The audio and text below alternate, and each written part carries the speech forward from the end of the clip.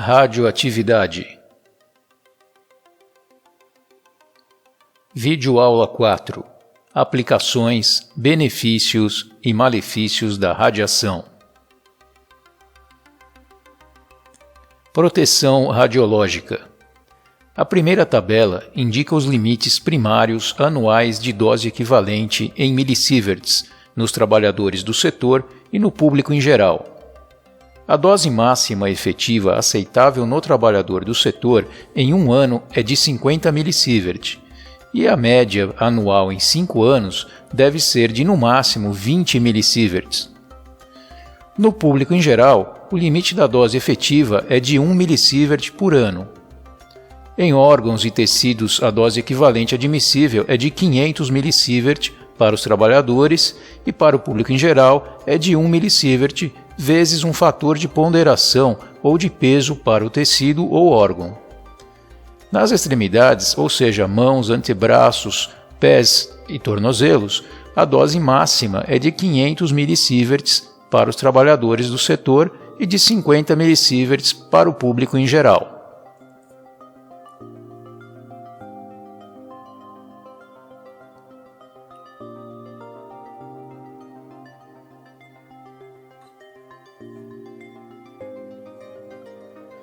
A tabela Doses equivalentes em exames demonstra os principais exames nos quais o paciente absorve doses de radiação e também o número de exames necessários para que a dose média efetiva anual de 20 millisieverts seja atingida.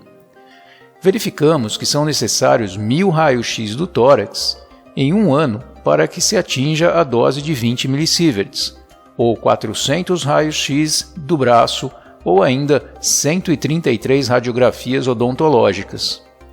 Atenção para exames de tireoide e tomografias, cujos limites são respectivamente 5 e 2.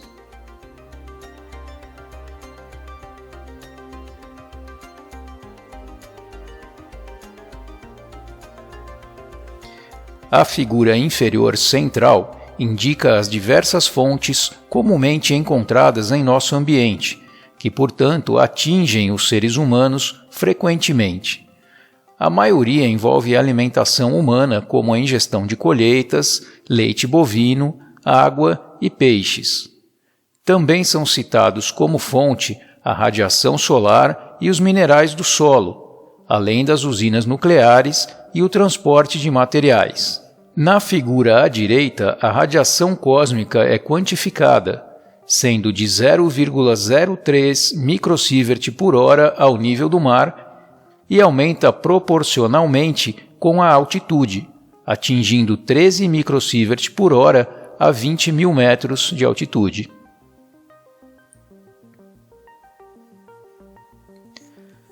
Na figura à esquerda, verifica-se que os materiais no solo são a maior fonte de radiação para os humanos, que absorvem 1,8 millisievert ao ano, seguidos pela radiação solar, com 0,4 millisievert ao ano, os exames radiológicos, com 0,3 millisievert ao ano, e os alimentos e bebidas, com 0,23 millisievert ao ano.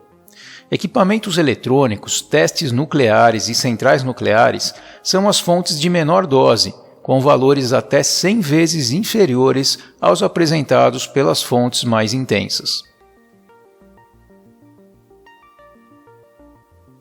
A seguir, temos os 3 pilares da proteção radiológica para trabalhadores e o público em geral. Distância. A dose de radiação é inversamente proporcional ao quadrado da distância, isto é, decresce com o quadrado da distância entre a fonte e a pessoa. É chamada lei do inverso do quadrado. Blindagem é o modo mais seguro de proteção contra as radiações ionizantes. A blindagem primária é suficiente para reduzir as taxas de radiação a um nível aceitável. Pode ser feita com espessuras variadas de um mesmo material ou de materiais diferentes. Barreiras secundárias são necessárias para radiações secundárias, que são aquelas que sofrem desvios ou espalhamentos do feixe primário. Tempo. A dose absorvida por uma pessoa é diretamente proporcional ao tempo em que ela permanece exposta à radiação. Qualquer exposição deve ser programada para o menor tempo possível.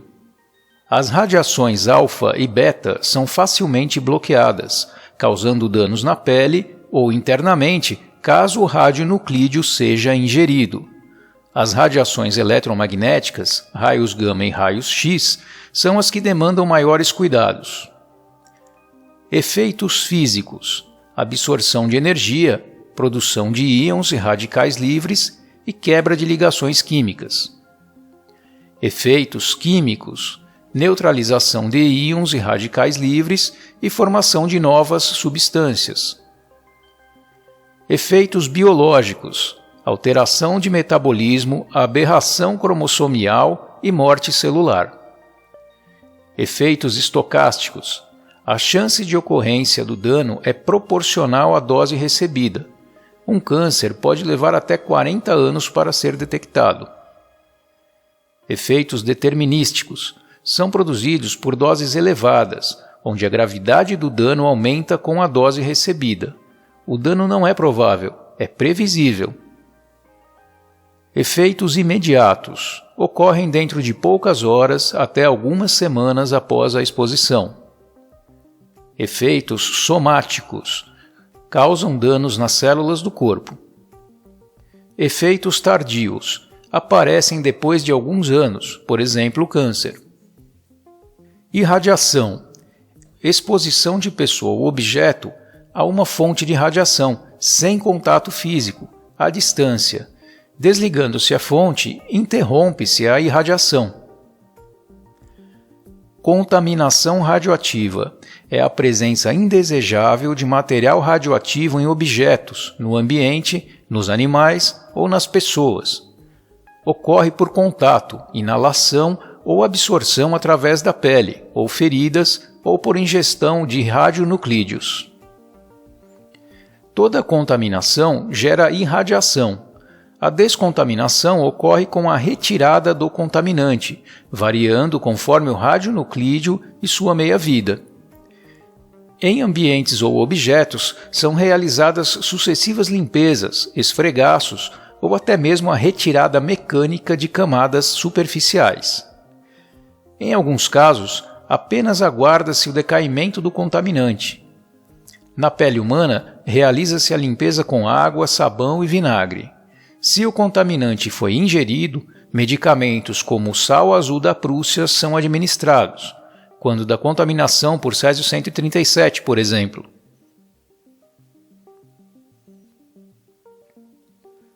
Reatores nucleares. Em muitos sistemas de geração de energia, o objetivo é girar uma ou mais turbinas para gerar eletricidade. Em hidrelétricas, as quedas de água movimentam as turbinas. Nas termoelétricas, o carvão ou o óleo aquecem a água, que se torna vapor a alta pressão para girar a turbina.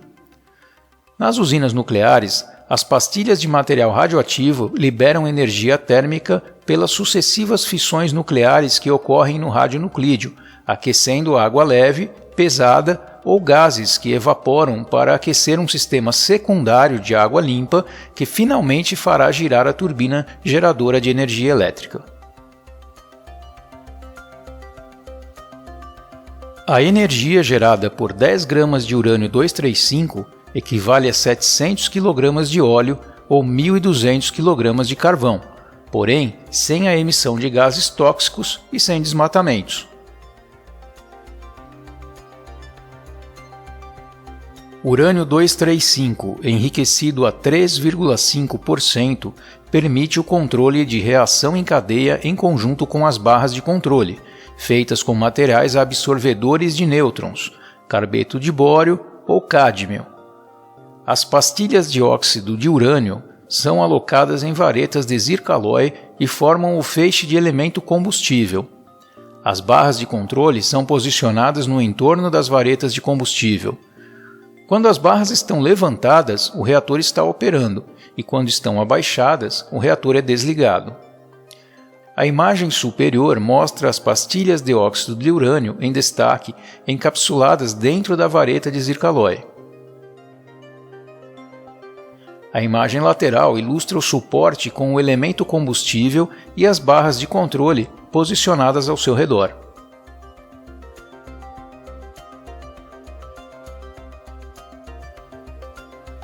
As varetas, o vaso de pressão do reator, com paredes de aço com mais de 20 cm de espessura, as blindagens, ou água da piscina, e as contenções de aço e concreto do edifício do reator são as barreiras de proteção. Impedem que os materiais radioativos e resíduos contaminem o meio externo. As usinas nucleares atuais são projetadas para suportar explosões e até mesmo o impacto de um avião. A imagem ilustra a vista aérea da praia de Itaorna, onde estão localizadas as usinas nucleares Angra 1, mais ao fundo com seu prédio em formato cilíndrico, e a Angra 2, mais à frente, cujo prédio possui cúpula esférica.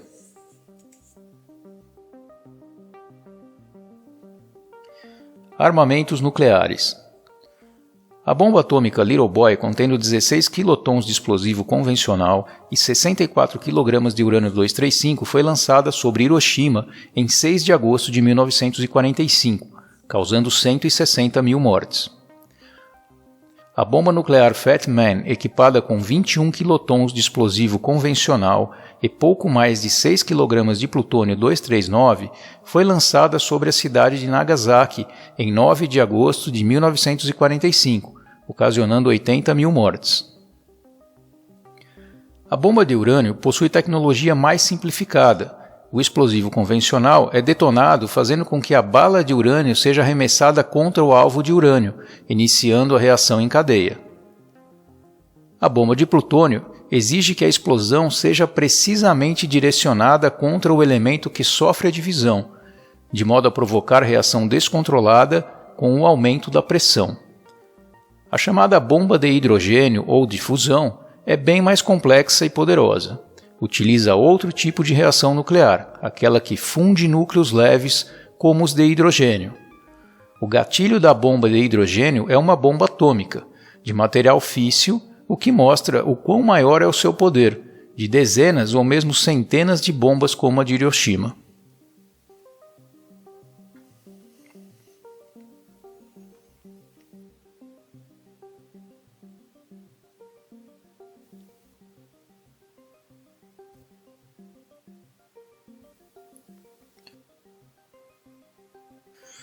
Este foi o único momento da história em que armas nucleares foram utilizadas em guerras e contra alvos civis.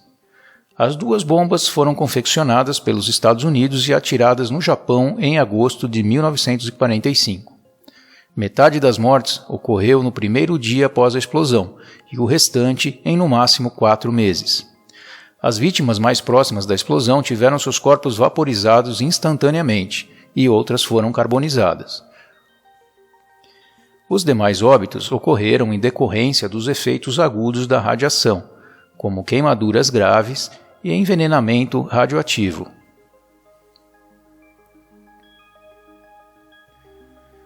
O Tratado da Não Proliferação de Armas Nucleares foi assinado em 1968 e atualmente tem a adesão de 189 países, 5 dos quais reconheceram ser detentores de armas nucleares: Estados Unidos, Rússia, Reino Unido, França e China. O tratado tinha como objetivo limitar o armamento nuclear desses 5 países, que ficaram obrigados a não transferirem essas armas para os chamados países não nucleares, e tampouco auxiliá-los a obtê-las.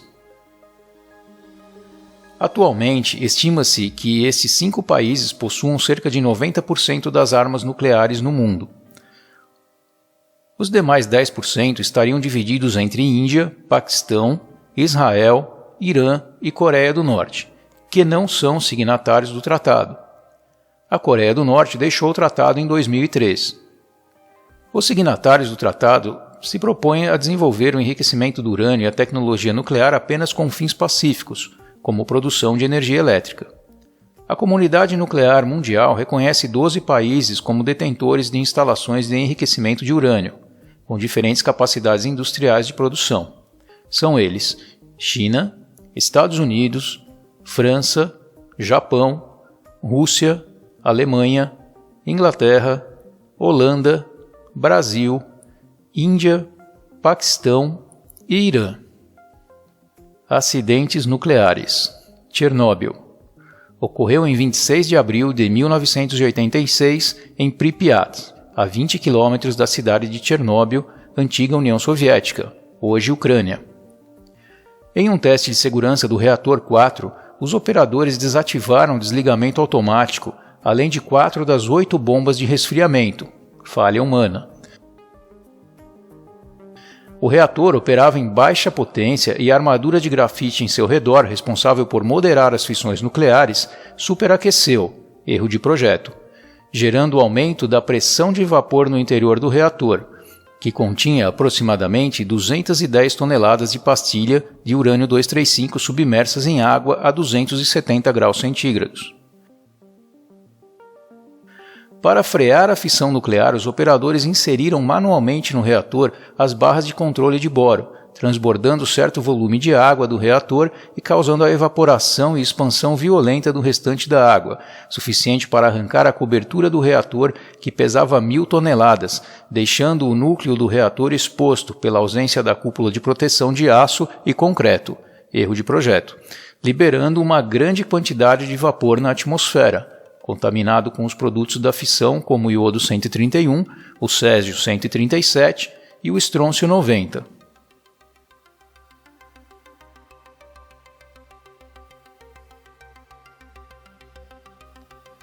A segunda explosão ejetou fragmentos das pastilhas de combustível radioativo e do grafite aquecido.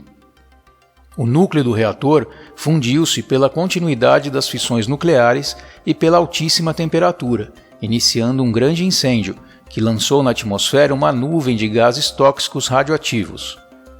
O vento esparramou a contaminação, que pôde ser mensurada no Canadá. O maior acidente nuclear da humanidade liberou uma atividade equivalente a 4 vezes 10 à 18ª potência becquerels, desintegrações por segundo, de radionuclídeos perigosos, como o césio 137, com meia-vida de 30 anos.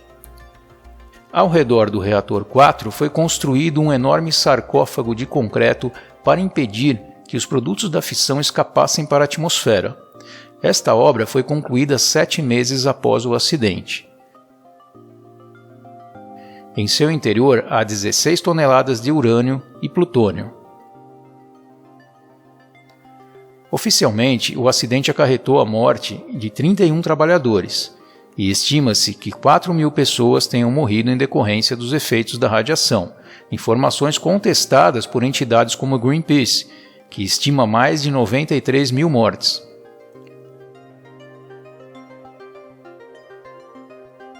A imagem ilustra a destruição causada pelo acidente no reator 4 da central nuclear de Chernobyl.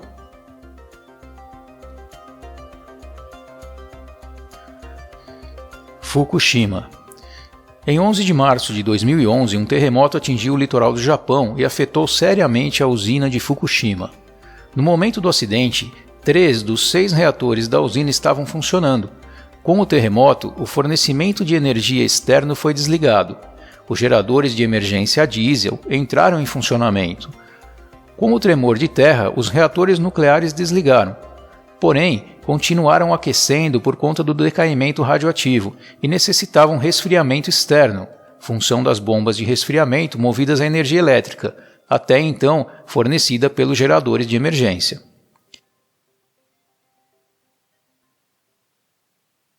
A central era protegida por um dique projetado para resistir a ondas de até 5,7 metros. Porém, o tsunami atingiu 14 metros de altura, inundando primeiramente os geradores de emergência, localizados em compartimentos baixos da central nuclear. Erro de projeto.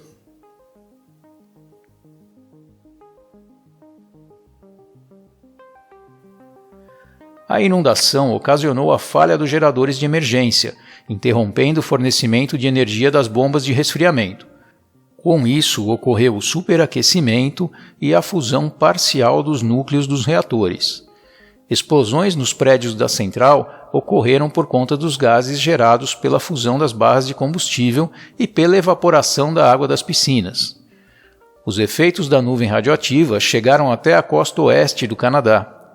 Milhares de toneladas de água foram despejadas para resfriar os reatores e ficaram radioativas, armazenadas na central. Suspeita-se que essa água radioativa esteja vazando no mar e que os produtos da fissão do combustível nuclear possam ter contaminado o solo. Não há notícias de pessoas cuja saúde tenha sido atingida pela radiação, porém, efeitos tardios ainda são observados nos trabalhadores e na população da região. A imagem ilustra a destruição causada pelo acidente na central nuclear de Fukushima.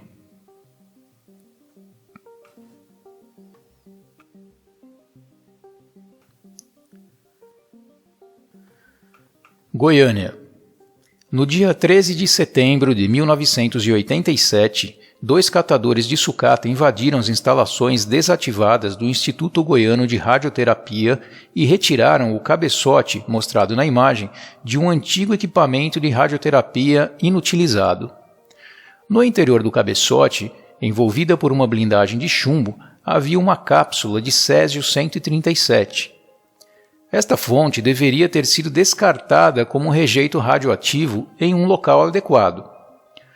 Com o intuito de vender o metal, os catadores abriram a blindagem, revelando o pó de cloreto de césio-137, semelhante ao sal de cozinha e atraente pelo brilho azul que emitia no escuro. Este pó foi distribuído a várias pessoas, inclusive crianças, pessoas que desconheciam completamente o risco da radiação. Partes do equipamento foram espalhadas por 2 estabelecimentos compradores de ferro velho, contaminando diversos locais e pessoas, que passaram a apresentar os primeiros sintomas: vômito, náusea, diarreia e tontura. O acidente somente foi descoberto 15 dias depois, quando parte da cápsula foi encaminhada à vigilância sanitária.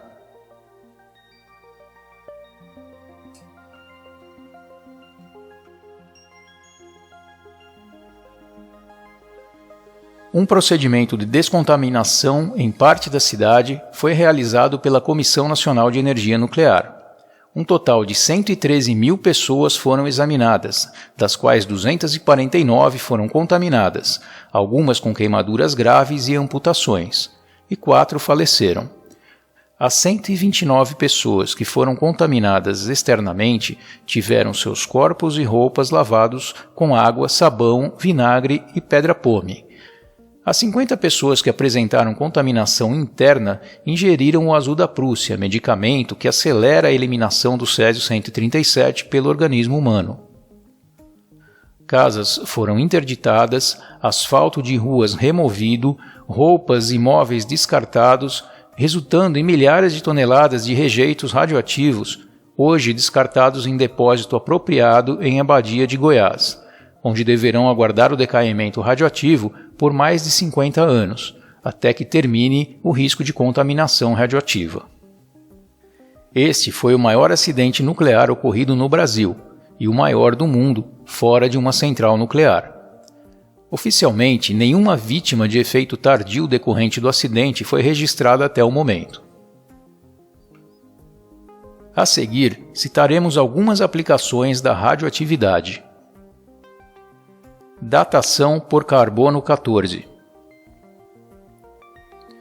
Nêutrons provenientes dos raios cósmicos são absorvidos pelo nitrogênio presente nas altas camadas da atmosfera. Com isso, há a formação do carbono 14, elemento radioativo que reage com o oxigênio do ar, formando o gás carbônico, que é absorvido pelas plantas e por animais herbívoros. Com a morte desses seres vivos, a taxa de carbono 14 em relação a carbono 12 diminui. Fósseis de animais, papiros e madeira contêm carbono 14, que possui meia-vida de aproximadamente 5.600 anos. Medindo-se o carbono 14 presente nestes fósseis, é possível determinar a sua idade.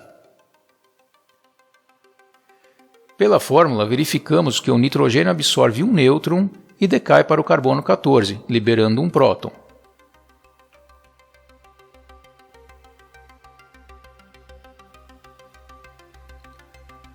Gamagrafia industrial é a impressão deixada pela radiação gama no papel fotográfico após a exposição, técnica utilizada para o controle de qualidade de peças industriais, verificando a existência de fissuras ou rachaduras.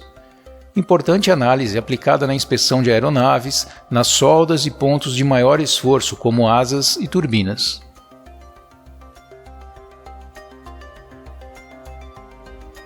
Sensor de nível. Uma fonte de radiação emite um feixe que é captado pelo detector posicionado do lado oposto do tanque e na mesma altura da fonte. Como o líquido absorve parte da radiação, o detector captará a oscilação, acionando alarmes ou outros dispositivos de automação, podendo ser utilizado para indicar níveis mínimos e máximos.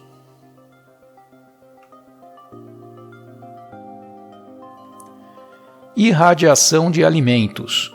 Realizada em radiadores de grande porte que utilizam raios gama, raios X ou feixe de elétrons, geralmente uma fonte de cobalto 60. A imagem superior ilustra um exemplo de irradiador e a esteira que permite a entrada e saída dos produtos a serem irradiados. Aplicado em produtos agrícolas como batata, cebola, alho, feijão, tubérculos, frutas e legumes, além de especiarias, farinhas, condimentos, carne bovina, suína, aves e frutos do mar, frescos ou congelados.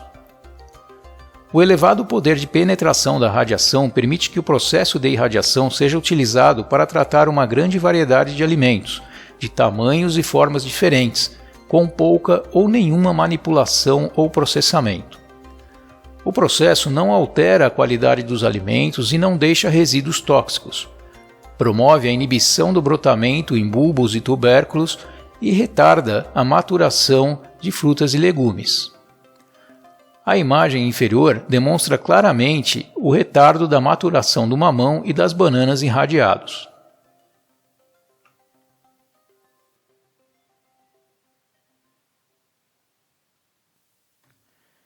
Desinfestação de grãos, cereais, frutas e especiarias.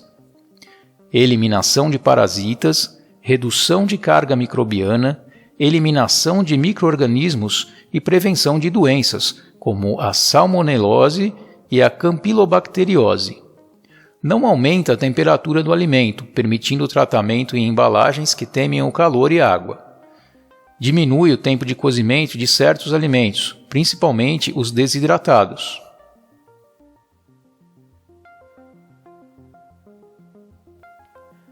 As imagens à esquerda demonstram esquematicamente que a irradiação da cebola ou da batata retardam o brotamento, o enraizamento e o apodrecimento.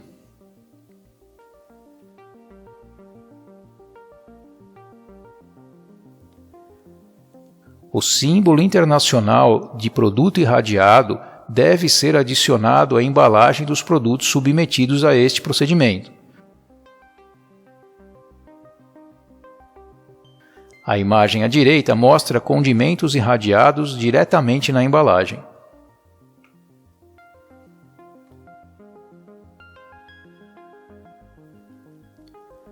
Traçadores radioativos na agricultura. Nas plantas, possibilita o acompanhamento do metabolismo das plantas, determinando o que elas necessitam para crescer, o que é absorvido pelas raízes ou pelas folhas. A imagem ilustra o processo de autorradiografia, filme para identificar a absorção do traçador radioativo. Nos insetos, os insetos ingerem radioisótopos que possibilitam o estudo do comportamento de formigas e abelhas, revelando-se os caminhos percorridos, local dos formigueiros e as flores preferidas das abelhas. Eliminação de pragas, identificando-se os predadores de insetos indesejáveis, substituindo inseticidas. Uso da radiação gama para esterilizar machos e reduzir a reprodução de uma espécie.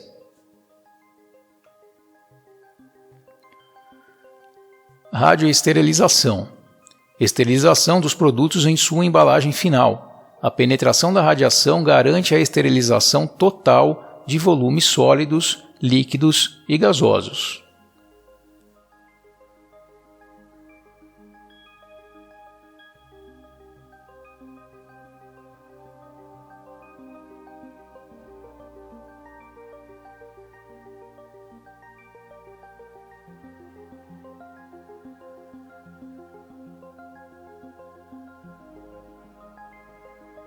Esterilização de produtos médicos farmacêuticos, materiais descartáveis, medicamentos, itens de laboratório, tecidos humanos, preservativos, dispositivos contraceptivos intrauterinos e válvulas cardíacas. Na imagem superior à direita, temos hemoderivados radioesterilizados, enquanto na imagem superior à esquerda temos frascos, curativos, seringas e catéteres radioesterilizados. Nas imagens inferiores, vemos medicamentos, seringas, instrumentos cortantes e hospitalares, todos radioesterilizados. Radioterapia ou teleterapia. Tratamento contra o câncer, onde um feixe de radiação com energia controlada é aplicado diretamente sobre os tumores benignos ou malignos, ocasionando a morte das células cancerígenas ou impedindo sua reprodução por causar danos no seu DNA. As células cancerígenas são mais sensíveis à radiação do que as células normais. Realizada em aplicações diárias que duram entre 10 minutos e 40 minutos. Pode ser realizada em associação com a cirurgia ou a quimioterapia. Os equipamentos mais comuns possuem fontes seladas de césio-137 ou cobalto-60. Com o acionamento do equipamento, a fonte localizada dentro do cabeçote blindado sai da posição segura, onde não emite radiação, sendo posicionada diante do orifício de saída do feixe de radiação, atingindo a região tumoral. Também é empregada como tratamento paliativo em estágios avançados da doença, evitando sangramentos e dores. A imagem ilustra o equipamento de radioterapia. O paciente é colocado deitado sobre a mesa e o cabeçote posicionado sobre o local onde está o tumor, para o qual será direcionado o feixe de radiação.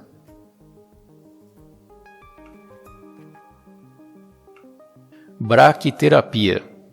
Introdução de fios e sementes irradiados em regiões específicas do corpo, geralmente após a retirada do tumor, para esterilização do tecido remanescente. Conforme vemos nas ilustrações superiores, as sementes possuem dimensões milimétricas. Irídio 192, utilizado no tratamento de tumores na cabeça, pescoço e mamas, meia-vida de 74 dias. A imagem à direita ilustra esquematicamente a braquiterapia em câncer de mama com catéter de irídio 192. Iodo 125. Aplicado em tumores na próstata, evita sua retirada parcial ou completa e não afeta outros órgãos. Possui meia-vida de 60 dias. A imagem à esquerda ilustra uma radiografia demonstrando a braquiterapia em câncer de próstata com sementes de iodo 125.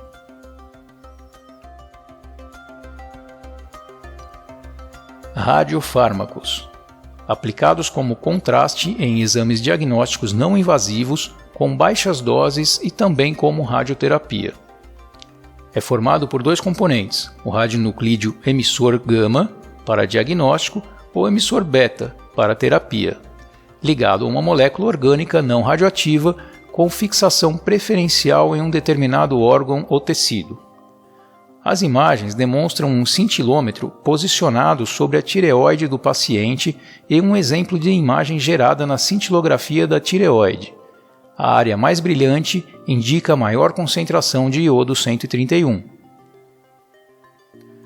Iodo 131 emite radiações beta e gama, com meia-vida de 8 dias, absorvido preferencialmente pela tireoide e é utilizado nesse órgão em doses menores para diagnóstico, ou em doses maiores como terapia. A cintilografia é um exame que analisa a forma como a tireoide absorve o iodo 131 e o seu mapeamento é comparado com um padrão de absorção, A mesma técnica é utilizada no fígado e nos pulmões.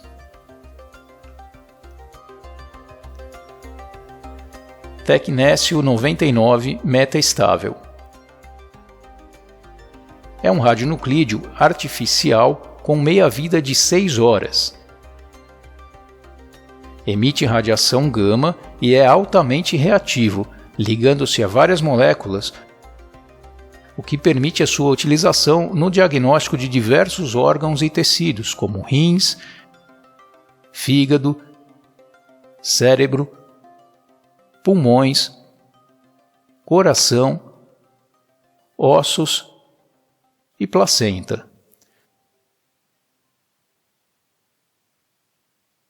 Na imagem à esquerda, temos uma imagem de tomografia com aplicação de tecnécio 99 metaestável, indicando câncer nos ossos superiores das pernas.